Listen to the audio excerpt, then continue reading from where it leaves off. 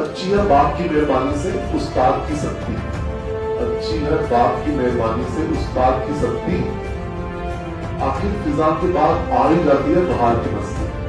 अगर तो that's what he said that आखिर फिजा के बाद आ ही जाती है बाहर की मस्ती।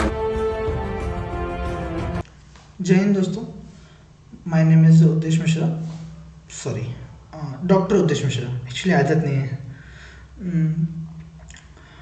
Recently I passed FMG examination in my first attempt, and I am recording this video just to say thank you to a very special person, my ENT faculty, Dr. Rajiv Dhawan sir. Sir, this video is dedicated to you only. Sir, अगर आप नहीं होते तो पता नहीं exam का क्या होता या कैसे होता एग्ज़ाम पास, पर थैंक यू सर, दिल से sir, thank you so much. Sir आपने कहा था वो कि एग्ज़ाम पास होने के बहुत ही ज़्यादा पास हो, तो फाइनली एग्ज़ाम पास हो गया, ठीक है, पर सर एग्ज़ाम पास तो हो गया पर वो खुशी या सेटिस्फेक्शन नहीं मिल रहा है सर। वो मतलब 1 घंटे तो मिली खुशी, हाँ भाई एग्ज़ाम पास हो गया, ठीक है, बहुत एक FMG को ही पता होता है कि इस एग्ज़ाम की वैल्यू क्या है। कोई भी स्टूडेंट अपनी मर्ज़ी से FMG एग्ज़ाम नहीं देता, मजबूरी में देना ही पड़ता है उसको, और एग्ज़ाम पास करना ही पड़ता है, और कोई ऑप्शन भी नहीं है। But you helped me a lot sir in passing this examination sir. first of all sir, आपकी मम्मी की टेंशन मत लीजिए आप सर, भगवान से बात हो गई है, आप टेंशन मत लीजिए, सर्जरी 100% सक्सेसफुल होगी, 100% सक्सेसफुल है सर सर्जरी, कोई डाउट नहीं है उसमें सर। मैं आपको अपनी ENT की स्टोरी सुनाता हूँ कि आपने मतलब क्या क्या किया है मेरी लाइफ में ENT की। मतलब सिर्फ ENT पढ़ाई नहीं है, ENT को सर आपने मजाक बना दिया था, इतनी इजी बना दी ENT। मैंने लाइफ में कभी नहीं सोचा था कि ENT से सब्जेक्ट इतना इजी हो सकता है। हाँ, उसमें नोट्स थोड़ा इजी लगता है, पर उसके बाद के जो टॉपिक हैं वो काफ़ी कॉम्प्लिकेटेड हैं या बोरिंग टाइप के हैं थोड़े बहुत। पर आपसे जो ENT पढ़ी सर, उसके बाद से ENT ऐसी हो गई कि ENT सब्जेक्ट ही नहीं रहा है, इतनी ईजी ENT है। और सर सिर्फ ENT के लिए नहीं है, थैंक यू, ये हर इस चीज़ के लिए सर, हर उस फेज़ के लिए जब भी आपने मेरी मदद करी या मेरे जैसे हज़ारों लाखों की करी अब तक, तो सर सिर्फ FMG ही नहीं, नीट PG वाले भी सर, आपने बहुत बच्चों की मदद करी है। उन सबके बिहाफ पे this video is dedicated to you sir. Sir मैं आपको सर MBBS में 19 सब्जेक्ट थे, और हर सब्जेक्ट की एक अलग ही कहानी है, अलग ही स्टोरी चलती है हर सब्जेक्ट की। पर ENT की स्टोरी बताता हूँ मैं आपको सर कि ENT में क्या है। सर लाइफ में पहली बार मैंने ENT जब पढ़ी थी, जब मैं सेकेंड ईयर में था, ड्यूरिंग दैट कोरोना टाइम, जब कोरोना ख़त्म हो गया था, मतलब इंडिया में था, मैं वहाँ से अभिषेक से वापस आ गया था इंडिया में। उस टाइम मैंने पहली बार ENT पढ़ी थी, और जब मैं यहाँ से वापस मतलब इंडिया से वापस गया वहाँ पे, जब मैं थर्ड ईयर में था, तब ENT वापस से पढ़ी मैंने। वो कोई ऐप लिया था, ऐप से ENT वापस पढ़ ली मैंने 2-3 बार, और वैसे उसी को रिविज़न भी कर लिया। पर 4th ईयर में सर मेरे को चांस मिला था कि आपसे ENT पढ़ने का, 4th ईयर में, जब मैं 4th ईयर में था उस टाइम पे। आप एक बार बिश्केक आए थे 4th ईयर में, उस टाइम मैंने ENT पढ़ी नहीं, ये सोच के कि ENT इतना बोरिंग सब्जेक्ट है, कौन जाएगा पढ़ने। पढ़ तो रखी ENT, क्या पढ़ने बार बार ENT, क्या है ENT, इतना बोरिंग सब्जेक्ट है, कौन पढ़ेगा बार बार। तो सर 4th ईयर में MCA क्लास आया ही नहीं मैं। बट 5th ईयर में आप मतलब लाइफ में वापस में मेरे को चांस दिया था कि ENT पढ़ने का। सर ENT पढ़ने का चांस नहीं था, वो आपसे मिलने का चांस था। तो उस टाइम पे जब 5th ईयर में मैंने आपसे ENT पहली बार पढ़ी थी, शायद वो 4 दिसंबर 2022 का टाइम होगा, एग्जैक्टली डेट है वो 4 दिसंबर, शायद 4 दिसंबर 2022 की बात है, शायद थोड़ा बहुत होगा ऊपर नीचे हो तो होगा, पर मोस्टली जहाँ तक मेरे को याद है वो 4 दिसंबर 2022 ही था, जब पहली बार वो MCA क्लास में मैंने ENT आपसे पढ़ी थी। और सर मैं ENT पढ़ने नहीं आया था MCA क्लास में, ENT सिर्फ सुनने के लिए आया था, ताकि MCA क्लास में बैठे बैठे 8-10 घंटों में ENT का रिवीजन हो जाएगा बैठे। और सर फिर आप तो ब्रांड हो सर, तो सर आपका नाम सुन के आया था मैं MCA क्लास में कि बैठे बैठे ENT का रिवीजन हो जाएगा। पर सर ENT का रिवीजन तो हुआ, पर एक विजन मिल गया लाइफ का ENT के रिवीजन के साथ। ऐसा लग रहा था ENT पहली बार देखी मैंने, इतनी अच्छी ENT पढ़ाई आपने, मैंने कभी सोचा भी नहीं था जीवन में कि ENT इतना ईजी और इतना सिंपल हो सकता है। सर उस टाइम मैंने पहली बार आपसे ENT पढ़ी।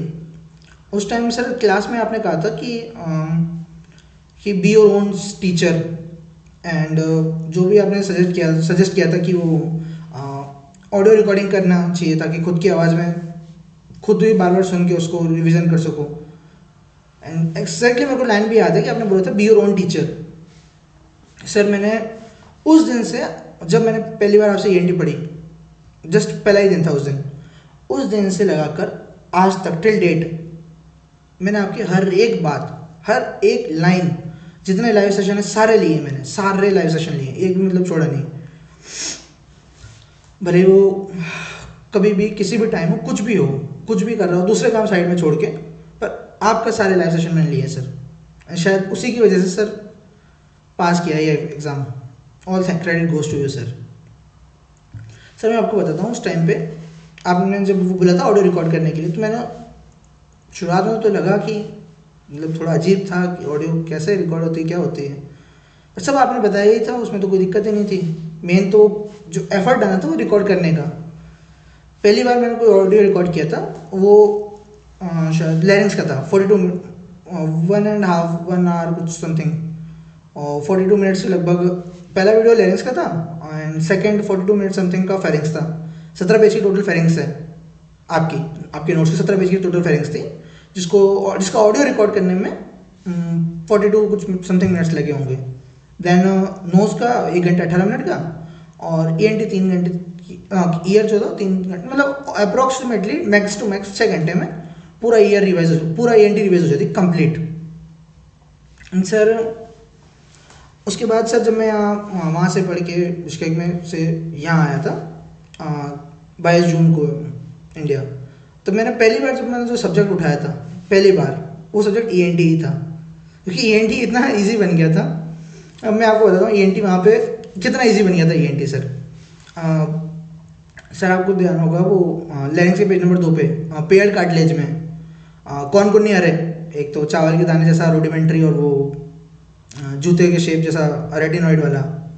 तो सर जब हम रात 10 बजे बिश्केक में, जब वो टाइम होता है वो गर्मी का मौसम वाला, गर्मी का मौसम है और वो बढ़िया मस्त हवाएं चल रही, रात 10 बजे के बाद जो सुबह 2-3 बजे की जो मॉर्निंग वॉक होती है बिश्केक में, बढ़िया मतलब सर्दियों वाली।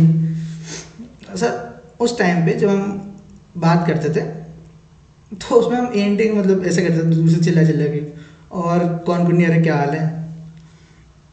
एंड सर वो उसी के जस्ट थोड़ा नीचे, मतलब सर मानो सब, सर जस्ट इमेजिन कि मतलब पूरी ट्राम है, ट्राम तो आपने देखी होगी बिश्केक वाली, उसमें सब चुपचाप बैठे और मतलब 2-3 दोस्त हैं आपस में ऐसे ही बैठे हैं सामने, थोड़ा मतलब खड़े, हम तो खड़े रहते हैं मोस्टली इंडियंस।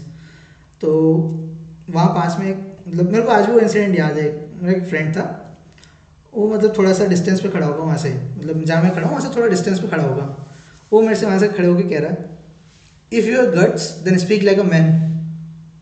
सर वो गट्स में मैन ओवर प्योर फोनिया में 2nd पेज पे ही है। तो मतलब उस टाइम, मतलब जब ये वर्ड सुना हमने, मतलब पूरी ट्राम चुपचाप खड़ी है, एक अकेला इंडियन मतलब आपस में बात कर रहे हैं, if you have guts then speak like a man. Sir मतलब मेरे साथ में जो वो थे लोग, जो मतलब जिनको मैं जानता भी नहीं था, थे तो इंडियन ही, पर जिनको हम जानते नहीं थे, वो भी हंसने लग गए। And sir that page number 10 पे वो रिंकी एडिमा, तो उसमें क्या था, वो रिंकी करती है स्मोकिंग, इसलिए उसको वोकल कॉर्ड में रिंकी करती है स्मोकिंग, इसलिए उसको वो बायलेटर वोकल कॉर्ड में स्वेलिंग हो गई, तो उसका क्या करेंगे, उसको वोकल कॉर्ड की स्ट्रिपिंग कर देंगे। मतलब एक लाइन में पूरा रिंकी एडिमा खत्म। एंड सर फिर वो फेनिक्स में माउरी साइन वाला, नहीं वो उसकी स्टोरी थोड़ा पर्सनल है, अगर मेरे दोस्तों को बताया उसकी स्टोरी क्या है माउरी साइन वाली की, पर वो बता नहीं सकते पब्लिकली। आंसर ENT ऐसे देखिए, हम चलते ENT ख़त्म, रास्ते में जा रहे हैं, कभी कान हो गया, कभी नाक ख़त्म, मतलब कभी लगा ही नहीं वहाँ तो मतलब कि ENT पढ़ी ढंग से, मतलब पढ़ने की ज़रूरत ही नहीं पड़ी, ऐसे ही चलते फिरते ख़त्म ENT। और line to line, word to word आपके नोट्स का, line to line, literally line to line याद है। और सिर्फ मेरे को ही नहीं कि भाई मैंने 40-45 बार पढ़ ली तो भाई अपने आप याद हो जाएगा। पर जितने दोस्त होंगे सब मेरे, जिन्होंने भी आपसे पढ़ी है, भले एक बार ही पढ़ी होगी ईएनटी, पर उनको याद होगा वो ईएनटी का। एंड सर मैं आपको इसका फ़ायदा बताऊं तो इसका फ़ायदा क्या हुआ, एग्ज़ाम हॉल में जब एग्ज़ाम दे रहे थे हम, उस टाइम पे जब पेपर 1 हो गया, पेपर 2 में ईएनटी के जो क्वेश्चन आए सामने, तो सर जब जैसे ही वो ईएनटी का क्वेश्चन, आपने बोला था कि जो क्वेश्चन नहीं आए उनको आपकी शक्ल याद करके उसको जो आंसर बेस्ट लगे, आंसर हमें वो आंसर टिक करके, आपको याद करके जो बेस्ट आंसर हो टिक करके आगे बढ़ जाना। तो उस वजह से सर पहले पेपर में जब बहुत बच्चों को पेपर छूटा होगा, ऑलमोस्टली मेरे सेंटर पर कईयों से सुना मैंने कि, हालांकि मैंने बात नहीं करी थी किसी से भी उस सेंटर पे, मतलब फर्स्ट पेपर में तो किसी से नहीं करी थी, बट वो होता है ना सर, साथ वाले चिल्लाते ही कुछ ना कुछ, तो इंडियंस चिल्लाते ही रहते हैं। तो उस टाइम पे कई बच्चों से मैंने सुना कि फर्स्ट पेपर में 15 क्वेश्चन, मतलब लास्ट के 5 मिनट में 15 क्वेश्चन रह गए, या 10 क्वेश्चन रह गए, लास्ट में से तुक्के मार दिए 10-15 क्वेश्चन। तो वो थैंकफुली सर आपके जैसे नहीं हुआ। आपने कहा था जो क्वेश्चन आए उनको तो करना ही है, कोई ऑप्शन ही नहीं है, पर जो नहीं आते हैं, क्योंकि डेफिनेटली कुछ क्वेश्चन तो ऐसे थे सर जो पूरा मेन वीडियोस ख़त्म कर दिए, पूरे नोट्स कंप्लीट कर दिए, कहीं उन क्वेश्चंस का नामो निशान, ना उनके ऑप्शन थे कहीं, ना उनका क्वेश्चन था कहीं, किसी नोट्स में नहीं थे वो क्वेश्चन। जैसे वो मैसूर पार्क सिंड्रोम सर तो उस वजह से सर फर्स्ट पेपर में बहुत टाइम बच गया, मतलब 10-15 मिनट तो बचे होंगे अप्रॉक्स, वो भी जब मैं बहुत इजीली पेपर कर रहा था तब बच गए 10-15 मिनट। एंड सेकंड पेपर में सर जब ईएनटी क्वेश्चन आए, तो उन क्वेश्चंस में क्या था सर, जैसे ही वो क्वेश्चन आया तो उन क्वेश्चन को पढ़ते ही जैसे ही देखा उसका आंसर दिख रहा है, या तो 1 होगा, या 2 होगा, या 3 होगा। इस क्वेश्चन का आंसर 1 है, इस क्वेश्चन का ऑप्शन सेकंड है, इसका थर्ड है, जस्ट लाइक, मतलब लिटरली 1 सेकंड में क्वेश्चन देखा, उसका आंसर तुरंत दिख रहा है सामने। ऐसा लग रहा था कि जैसे अगर वो जो एग्जाम हॉल में जो सामने कैमरे लगे रहते हैं ना, एग्जैक्टली सामने जो कैमरे लगे रहते हैं, अगर वो कैमरे में सर स्पेशल सेंसेस होते हैं जो मतलब जो माइंड में चल रहा है वो रीड कर सकते हैं, तो एनबीए वालों को आपकी ऑडिटरी हेलुसिनेशंस, मतलब जो लिटरली आवाज़ सुनाई देती है कि सर आपने नोट्स में पढ़ाया है, ये इस टाइम पे, इस पेज पे, इस नोट्स में लिख बोला था आपने। एंड विजुअल हेलुसिनेशन, जो मतलब क्वेश्चन देखते जो एक अलग सी चमक आती चेहरे पे, ये क्वेश्चन इतना मतलब लिटरली ऑनेस्टली सर हर एक क्वेश्चन में ईएनटी के हर एक क्वेश्चन में था ऑलमोस्ट कि भाई ये क्वेश्चन तो पढ़ाया हुआ है, ये क्वेश्चन तो देखा है। और हर क्वेश्चन में सर ये पता चल रहा था कि मतलब एक आपकी आवाज़ और फेस आपका लिटरली क्लियरली दिख रहा था कि भाई ये यहाँ पढ़ाया है, इस क्वेश्चन का यही आंसर है, कोई कन्फ्यूजन नहीं, कुछ नहीं, एक ही सेकंड में वो क्वेश्चन, मतलब जैसे क्वेश्चन देखा उसका आंसर सामने दिख रहा है। इतना ईजी था सर ईएनटी का।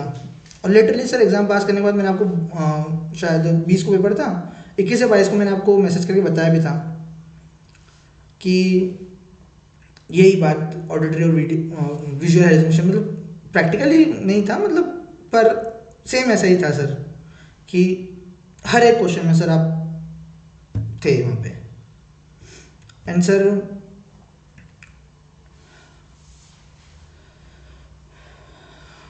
मेन तो सर हर प्रॉब्लम का सॉल्यूशन दिया आपने सर, हर प्रॉब्लम का लिटरली।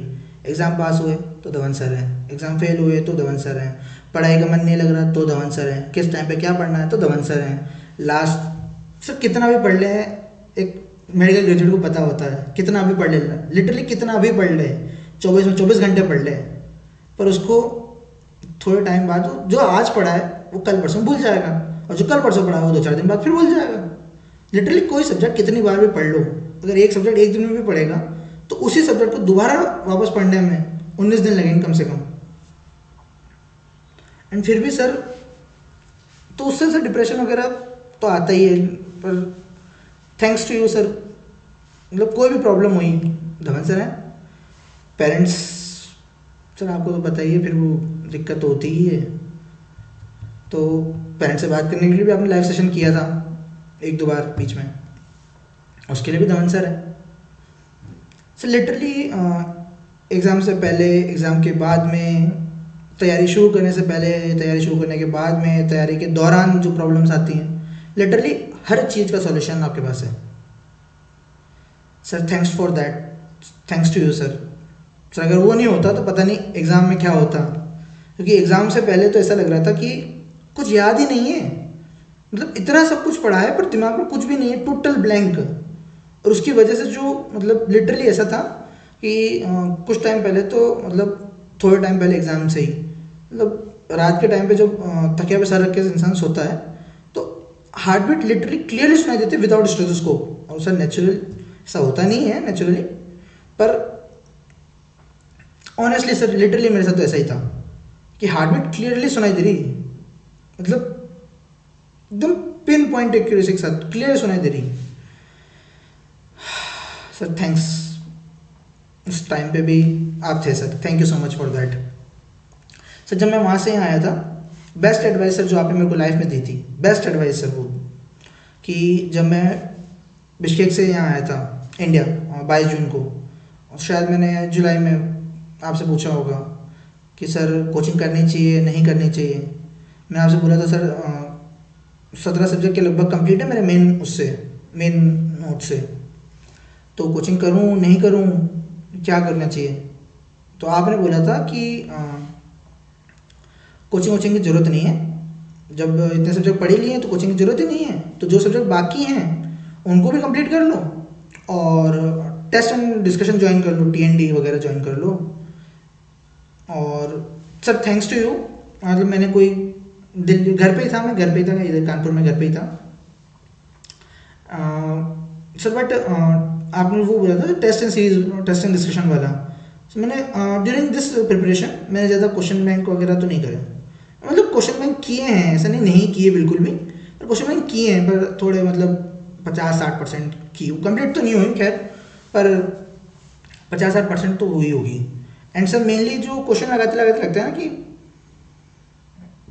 बोर हो जाते हैं, मन नहीं करता, या बहुत ज़्यादा टाइम लगता है क्वेश्चन करने में ही, तो सर मतलब मैंने अगर टेस्ट एंड डिस्कशन मतलब लगभग 25 से 30 के लगभग GTs वगैरह, GT PYQ PYCS जो वो होते हैं प्रीवियस ईयर पेपर्स होते हैं, टोटल 30 के लगभग, तो 25 तो मेरे पास रिकॉर्ड में ही है, 30 से तो ज़्यादा ही करे थे मैंने टेस्ट पेपर्स। तो सर उनकी वजह से मतलब पेपर देते टाइम लगा ही नहीं कि पेपर चल रहा है, थोड़ा मतलब वो उस दिन की वाली एंजाइटी को छोड़ते हैं, पर पेपर देते टाइम ऐसा नहीं लगा कि पेपर थोड़ा बहुत वो है मतलब होगा ही नहीं या ऐसा कुछ। तो वो इजीली मतलब जो उस टाइम जो ड्यूरिंग दैट सुबह 7 बजे से शाम की 5 बजे तक का जो ड्यूरेशन होता है, जिस टाइम पे एंजाइटी वगैरह पीक पे होती है, बहुत ज़्यादा डाउट्स होते हैं कि बार बार एक ही बात, होगा नहीं होगा, होगा नहीं होगा, एग्ज़ाम से पहले भी होगा नहीं होगा, एग्ज़ाम के बाद भी होगा नहीं होगा। सर सबके लिए आप हमेशा थे sir, thank you so much for that sir. Honestly sir दिल से अगर मैं बताऊँगा सर, तो सर ENT पढ़ाने के अलावा भी जो आपने एफर्ट्स डाले हमारे लिए सर, जितनी मेहनत आपने हमारे लिए करी ना, उतनी मेहनत तो हम खुद के लिए कर लेते ना, तो 300 करके आते हैं पूरे सही, मतलब फिर वो बात अलग है, फिर बाद में NB वाले सोचते हैं कि इतना ईजी तो पेपर नहीं बनाया था हमने, फिर ये 300 कैसे आ रहे बच्चों के। बट उतने एफर्ट्स तो नहीं, पर थैंक्स सर, हमसे ज़्यादा एफर्ट्स तो सर आपने करे हैं, टू बी ऑनेस्ट। सर मैं आपको एक बात और बताऊं कि ऑलमोस्ट 4-4.5 साल हो गए हैं पापा से नहीं मिला मैं अभी तक, 4-4.5 साल हो गए।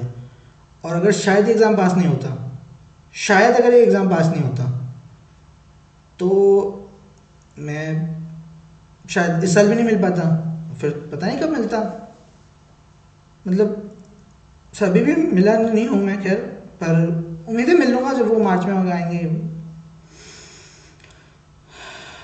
पर सर उनकी तरफ से भी थैंक यू सर, लिटरली मतलब मेरी मम्मी को केवल 2 टीचरों के बारे में पता है जिनसे मैंने MBBS में पढ़ा है, सिर्फ 2 टीचर, एक आपके बारे में पता है और एक जनावरम मैम है, उनके बारे में पता है बस उसके अलावा उनको कुछ नहीं पता।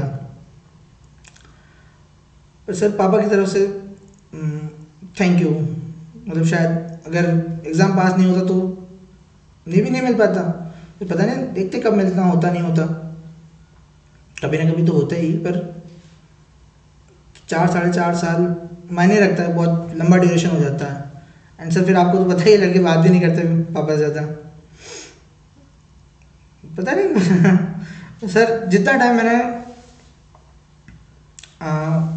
इस ड्यूरेशन में लगाया है, शायद वो जो एफर्ट्स होते हैं ना बार बार, मतलब पढ़ते पढ़ते लगता था कई बार तो कि अभी कल पढ़ा है वो आज याद नहीं है, आज पढ़ूंगा वो कल परसों कैसे याद रहेगा। और फिर 19 सब्जेक्ट एग्ज़ाम में याद करवाना, एग्ज़ाम में दिमाग में होना ही बड़ी बात है, 19 सब्जेक्ट एक पर्टिकुलर दिन पे। सर कई बार तो ऐसा होता था कि वो मन कर रहा था किताब उठा के फेंक दो सारी, क्यों पढ़ना है इतना जब कुछ याद ही नहीं हो रहा दिमाग में। बट उस टाइम पे जब ऐसा मतलब फीलिंग तो आती है, हर उसको आती होगी, तो उस टाइम पे सर जो बेस्ट चीज़ थी सर वो ये थी सर, जब भी मतलब मैं ये फ़ोन वगैरह खोलता था तो जब पढ़ने का मन नहीं होता लिटरली, अब ऐसा तो हो ही नहीं सकता कि 6 महीने 24 घंटे पढ़ने का मन करता है। सर जब भी मतलब ऐसा पढ़ने का मन नहीं करता था तो मैं फ़ोन में से आपकी फ़ोटो थी हमेशा ही, तो सर इसने मतलब कभी कभी होता ना मन नहीं कर रहा पढ़ने का, तो ऐसे फ़ोन को सामने रख लिया ऐसे जस्ट लाइक दिस, फ़ोन को सामने रखा कि और फिर सोचा कि अगर धवन सर होते तो वो क्या कहते हैं, कोई भी सब्जेक्ट हो सर, लिटरली इसने मेरी बहुत मदद करी है ऑनेस्टली। अगर पता नहीं कितनी बार मैं वैसे ही पढ़ाई नहीं कर पाता, होती ही नहीं थी, ऐसा नहीं था करना नहीं चाहते थे, पर वो एक ड्यूरेशन ही ऐसा होता सर, जैसे बिश्केक था वहाँ बहुत पढ़ाई कर लिया आराम से, वहाँ टेंशन नहीं थी पढ़ाई की, वहाँ टेंशन ही नहीं थी पढ़ाई की, पर तो वहाँ आराम से पढ़ाई हो गई। अब जैसे जैसे पर इंडिया है यहाँ एग्ज़ाम की दिक्कत, जैसे एग्ज़ाम पास आ रहा था, मेहनत करी है सब याद किया है पर आता कुछ नहीं, मतलब लिटरली पूरे पूरे 19 सब्जेक्ट पढ़ लिए, और ऐसा नहीं एक ही बार पढ़े हैं, 40 से 45 बार तो ENT पढ़ी है अकेले, तब वो ऐसा लग रहा है कि याद नहीं है। कई बार तो ऐसा होता है कि वो याद नहीं है, वो कौन सी लाइन टू लाइन याद रहती है 10-15 दिन तक। बट लिटरली ये था कि अगर आप नहीं होते तो शायद पता नहीं क्या होता, पर thank you so much for that sir. And sir एक बात और बतानी थी आपको सर, जब भी मतलब मैं आपको देखता हूँ तो मेरे को एक और पर्सन की याद आती है, कैप्टन विक्रम बत्रा सर की याद आती है। जब भी मतलब आपको देखता हूँ तो मतलब मेरे को उनकी याद आती है, पता नहीं क्यों आती है पर आती ज़रूर है। अगर वो भी होते तो भी जस्ट आपके जैसे ही होते सर वो।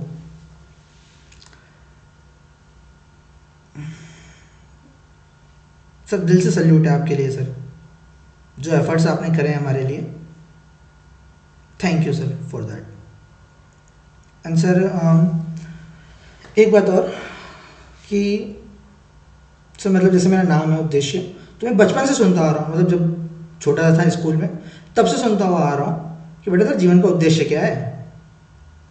बोलने के लिए कभी बोल दिया डॉक्टर बनना है, कभी आर्मी बोल ज्वाइन करनी है, पर ऑनेस्टली आज मतलब एग्ज़ाम पास कर लिया, एग्ज़ाम से पहले भी लग रहा था कि क्या होगा, पर लग रहा है कि अब पता चल रहा है कि लाइफ में मेरा उद्देश्य क्या है, लिटरली मेरे को करना क्या है एग्जैक्टली कि मुझे ये करना है, अब पता चला है। मतलब ये था कि बनना है, कुछ तो बनने जाएंगे, वो तो कुछ ना कुछ तो कर ही लेंगे, पर लिटरली होता है ना कि अब पता चल रहा है कि जीवन का उद्देश्य क्या है, वो अब समझ में आया, इतने सालों बाद 24 साल बाद समझ में आया आज कि सर मेरे को लाइफ में आपकी तरह ही बनना है बस, मतलब आपकी तरह बेस्ट टीचर, बेस्ट डॉक्टर नहीं, मतलब ट्राई तो करूँगा ये आपके जैसे बनने की, मतलब इतना अच्छा तो पॉसिबल ही नहीं है आपकी तरह सब कुछ मैनेज कर पाना।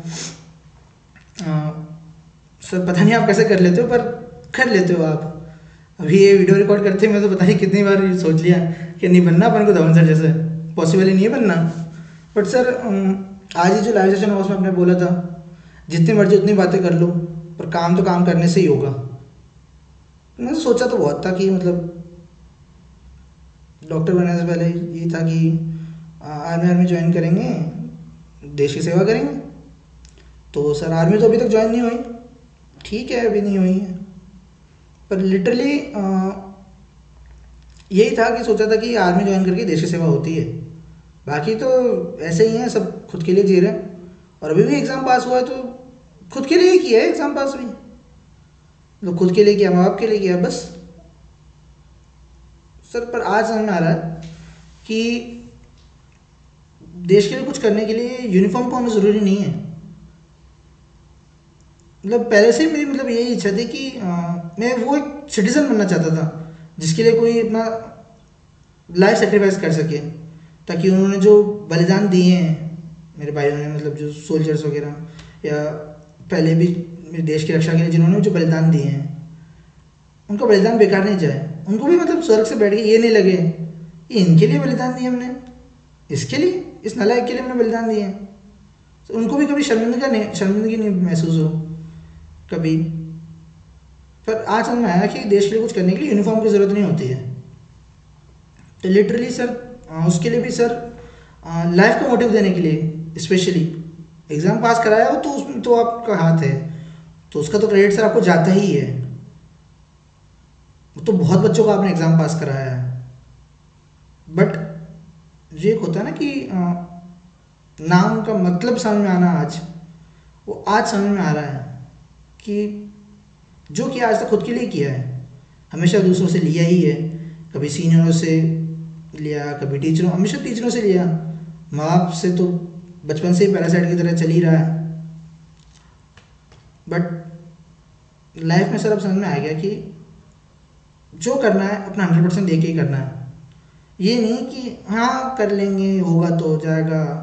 मतलब जो भी करना है लिटरली कुछ भी, तो उसमें अपना 100% ही देना है। सर आई विल, मतलब आपके जितना बेस्ट तो नहीं, पर आपके जैसा बनने का मैं अपनी तरफ से 100% दूंगा, that's for sure. And sir I am really proud to have you sir in my life, honestly. Sir thank you तो है ही, पर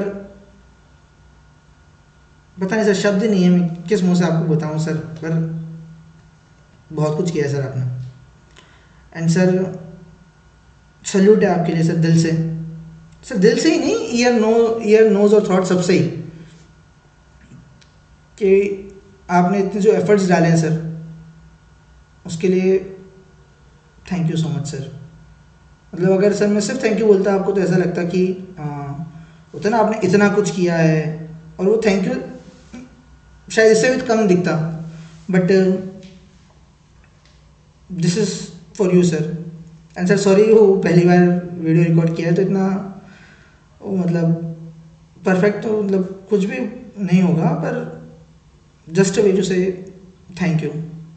एंड एक बात और सर, कि जैसा कि आपने बोला है कि दूसरों की मदद करना, तो डेफिनेटली जो भी हो सकता है सर मेरे से वो डेफिनेटली करूँगा मैं। ये तो फिक्स है, मतलब कुछ तो करना ही था, पर ये पता नहीं था। मतलब पहले मेरा ये था कि देश के लिए कुछ तो करना है, कुछ तो करना ही है, पर कैसे करना है। मतलब पहले मेरे पास सिर्फ एक ही मकसद था कि आर्मी ज्वाइन करो, देश की सेवा करो, यही था, सिर्फ एक ही था काम। पर आर्मी ज्वाइन करने के लिए उस टाइम 10th में भी कुछ वो नहीं थे अपन, कोई बॉडी बिल्डर वगैरह कुछ थे नहीं। तो उस टाइम सोचा फिर कि एमबीबीएस करेंगे, एमबीबीएस करके हो जाएगा आसानी से। पर फिर एमबीबीएस करते टाइम पता चला कि नहीं, अभी तो और बाकी है, अभी तो पीजी करनी पड़ेगी।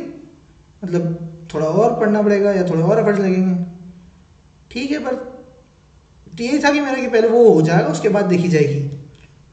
बट अब लगता है कि सर उसका वेट तो क्यों करें, मतलब जो भी हो सकता है सर। किसी भी मतलब इस एग्ज़ाम के दौरान 6 महीने में इतना तो समझ में आ गया कि ये एग्ज़ाम सिर्फ पढ़ाई से पास नहीं होता। मतलब पढ़ते तो हर कोई है सर, मेहनत तो सभी ने करी है एफएमसी में, पर अनफॉर्चुनेटली कुछ हुए नहीं हुए। बट उनके लिए सर जो कुछ भी हो सकता है मेरे से, लिटरली प्रैक्टिकली पॉसिबल जो भी है, मतलब मैं करूँगा सर, आपकी तरह ही। Thank you so much sir. And sorry for अगर कुछ भी गड़बड़ वगैरह हुई हो गलत तो। But once again thank you so much sir. Thank you for your efforts and thank you for your valuable advices sir. जय हिंद सर।